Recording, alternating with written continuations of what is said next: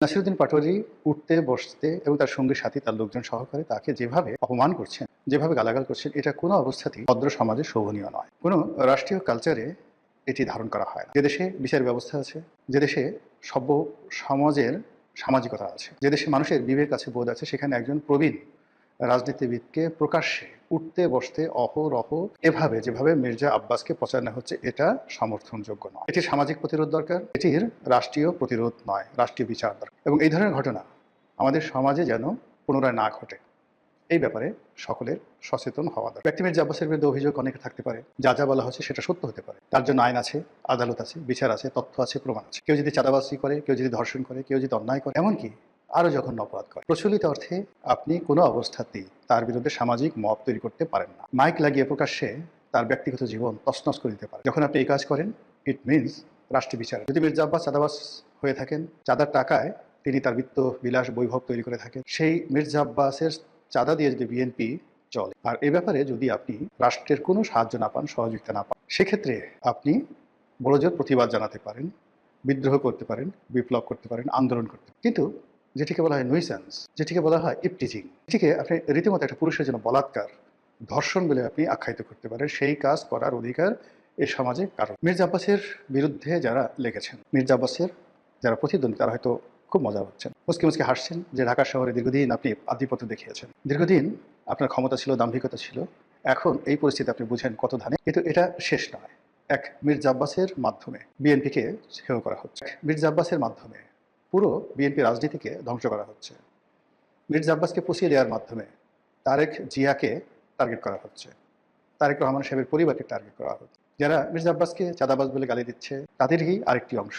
বা তারা কি তারেক রহমান সাহেবকে গালাগাল দেয়নি? তারা কি সালাউদ্দিন সাহেবকে গালাগাল দেয়নি? তারা কি তারেক রহমান সাহেবের পরিবার পরিজন নিয়ে বাজে কথা বলেননি? গণপ্রজাতন্ত্রী বাংলাদেশ সরকার চালাচ্ছে বিএনপি। সেই বিএনপির একজন মন্ত্রী পদমর্যাদার 50 বছরের অধিক সময় ধরে তিনি রাজনীতি নিয়ন্ত্রণ করেন, বহুবার মন্ত্রী হয়েছেন, এমপি হয়েছেন, মেয়র হয়েছেন। তার এই জীবন সাহায্যে এসে তাকে যেভাবে পচানো হচ্ছে, আমি মনে করি বিএনপির অনেক কিছু করণীয় আছে। বিএনপি যদি সেই কাজটি না করে, বিএনপি ক্ষমতায় থাকতে পারবে না। বিএনপি যদি এটির সুরাহা করতে না পারে, তারেক জিয়াকে রক্ষা করতে পারবে না, তারা সালাউদ্দিন সাহেবকে রক্ষা করতে পারবে না, এমনকি মির্জা ফখরুল সাহেবকে রক্ষা করতে পারবে না। মির্জা আব্বাসের মতো মানুষকে দিয়ে শুরু। এই কয়দিন আগে আপনি চিন্তা করুন, তরুণ নেতা এরশাদ, তাকে নিয়ে মানুষ ঠাট্টা করত, নিন্দা, ঠান্ডা, এই বিভিন্ন কথাবার্তা বলে। এখন সেটা কমেছে, কিন্তু মির্জা আব্বাসকে দিয়ে কোনো অবস্থাতে সেটা থামছে না। যদি এটা চলতে থাকে, এরপরে এরশাদকে ধরা হবে, এরপরে রবিউলকে ধরা হবে। ঢাকা শহরে যারা যারা বিএনপির যাকে বলা হয় সাংগঠনিক শক্তিমত্তা, যাদের হাতে নিয়ন্ত্রিত, তাদের সবাইকে আস্তে আস্তে আস্তে আস্তে সামাজিকভাবে হেয় প্রতিপন্ন করে যখন সম্মিলিতভাবে বিএনপির উপর আক্রমণ চালানো হবে, তখন আর বিএনপির কিছু করার। সবচেয়ে বড় কথা হলো যে একজন মানুষ, প্রবীণ একজন মানুষ, তিনি এই সমাজে লাঞ্ছিত হচ্ছেন, আমরা সবাই মজা নিচ্ছি। এ যেন আদিমকাল, এ যেন আইএমএ জাহিলিয়াতের যুগ হয়ে গেল। আরে বাবা, দরকার হলে মির্জা আব্বাসকে মেরে ফেল, তাকে জীবন্ত কবর দাও, তাকে পুড়িয়ে মারো, কিন্তু একজন জীবিত মানুষকে এভাবে লাঞ্ছিত করার কোনো অধিকার কোনো সমাজের কোনো ব্যক্তির নেই। অন্যদিকে এই যে মির্জা আব্বাসকে এত অপমান করা হচ্ছে, আমি অবাক হয়ে গেলাম যে বিএনপি একজন শীর্ষ নেতা আজ পর্যন্ত একটা হুমকি দেয়নি, আজ পর্যন্ত একটা ধমক দেয়, আজ পর্যন্ত কোনো ব্যবস্থা গ্রহণ করেনি। বিএনপি রাষ্ট্র ক্ষমতায়, রাষ্ট্র ক্ষমতায় থাকার পর যদি এই অবস্থা হয়, তাহলে রাষ্ট্র ক্ষমতা চলে গেলে কি অবস্থা হবে? এবার রাষ্ট্র ক্ষমতায় থাকতে যদি একজন এত বড় নেতাকে হয়, তাহলে অন্যান্য যারা মন্ত্রী আছেন, এমপি আছেন, তাদেরকে যদি এর সাথেও ন্যাক্কারজনক অপমান, ন্যাক্কারজনক ট্যাগ দিয়ে আজে বাজে কথাবার্তা বলে তাদেরকে যদি লাঞ্ছিত করা হয়, অপমানিত করা হয়, তাহলে কি হবে? মির্জা আব্বাসের একার নয়, মির্জা আব্বাসের যারা বয়সী লোক আছেন তাদের সকলের, আপনার আমার সকলের। মির্জা আব্বাসের ক্ষেত্রে যে ঘটনাটা ঘটছে, সেই ঘটনা আমার ক্ষেত্রে ঘটতে পারে, আপনার ক্ষেত্রে ঘটতে। মির্জা আব্বাসের সঙ্গে আমার ব্যক্তিগত কোনো সম্পর্ক নেই, গত 2-4-5 বছর ওনার সঙ্গে আমার টেলিফোনে কখনো কথাবার্তা হয়, কিন্তু ওনার এই অবস্থা আমাকে ব্যথিত করছে, আমাকে অপমানিত করছে। এই জিনিসগুলো আমি কোনো অবস্থাতে মানতে পারি। তিনি কী করে ঢাকা ব্যাংকের চেয়ারম্যান হলেন, কী করে ঢাকা ব্যাংকের ডিরেক্টর হলেন, তার পরিবার এত টাকা পয়সা কী করে মালিক? প্রশ্ন যদি থাকে, যান দুর্নীতি দমন কমিশনে যান। প্রশ্ন যদি থাকে, তার বাসার সামনে তথ্য প্রমাণ সহ মিছিল করেন, মিটিং করেন। কিন্তু এটা কী ধরনের চিৎকারি, এটা কী ধরনের ভব্যতা, এটা কী ধরনের কথাবার্তা?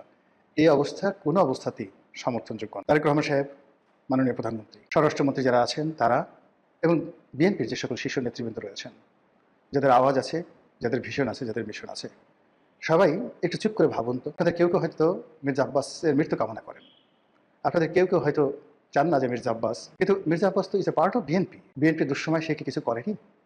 তার জীবনের একটা বিরাট সময় বিএনপির জন্য কি সে শেষ করে দেয়নি? এই অবস্থাতে কেন তিনি লাঞ্ছিত হবেন? কেন তিনি একজন বিএনপির মধ্যে কোনো বন্ধু পাচ্ছেন না? কেবলমাত্র নয়ন নামে যুবদলের একটি ছেলে এই সময়টিতে তার পাশে দাঁড়িয়েছে। নয়ন ছাড়া কি বিএনপিতে অন্য কোনো যুবদলের ছেলে নেই? যুব মহিলা মানে যাকে বলা হয় মানে মহিলা দলে যে নেত্রী যারা আছেন তারা কি নেই? অন্য কোনো পুরুষ কি নেই?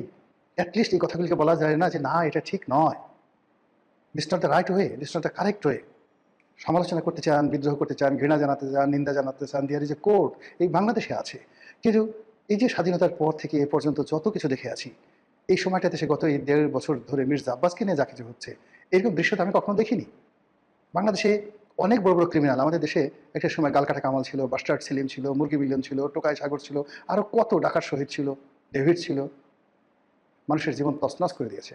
মির্জা আব্বাস কয়টা রেপ করেছে, কয়জনের বাড়ি ঘর লুট করেছে, কয়জনের ডাকাতি করেছে, কয়জনকে। মির্জা আব্বাস কয়জনের বাড়ি থেকে খাওয়া দাওয়া করেছে। আর দেখেন তো মির্জা আব্বাসের ওই বাড়িতে এ যাবৎ কত লক্ষ মানুষ খাওয়া দাওয়া করেছে, তিনি এই জাতির জন্য কী করেছেন, দেশের জন্য কী করেছেন, এটা হিসাব করেন না। এই জিনিসগুলো না করে একটা নেতা তো এমনি এমনি তৈরি হয় না, বহু বছর লাগে, বহু সময় লাগে, কখনো কখনো শতাব্দী লেগে যায়। ওই শাহজাহানপুর এলাকা থেকে শুরু করে যে এলাকাতে একজন মির্জা আব্বাস তৈরি হয়েছে, কই গত ২০০ বছর তো মির্জা আব্বাসের কাউন্টার বা কন্টেম্পোরারি আরেকজনের নাম ওই অঞ্চলের মানুষ জানে না, আমরা তো কেউ ঢাকা শহরে এই নাম জানি না। এটা কি এমনি এমনি চাঁদাবাজির কারণে তো সে আজ এই পর্যায়ে আসছে? এই ঢাকা শহরে তো অনেক নেতা আসছে, কিন্তু মির্জা আব্বাসের টেম্পোরারি তো দ্বিতীয় কোনো নাম আমরা ঢাকা শহরে বলতে পারি না। এটা কেবলই চাঁদাবাজির জন্য, কেবলই বিএনপি রাজনীতির জন্য? তার কি কোনো ভালো কাজ নেই? সেই ভালো কাজগুলো অ্যাপ্রিসিয়েট করার মতো মানুষ যদি বিএনপিতে না থাকে, এই যে মির্জা আব্বাসের যে পতন, এই পতন থেকেই বিএনপির পতন শুরু হয়ে যাবে। মহান আল্লাহ আমাদের সবাইকে হেদায়েত দান করুন এবং হেফাজত করুন। আসসালামু আলাইকুম রহমতুল্লাহি ওয়া বারাকাতুহু।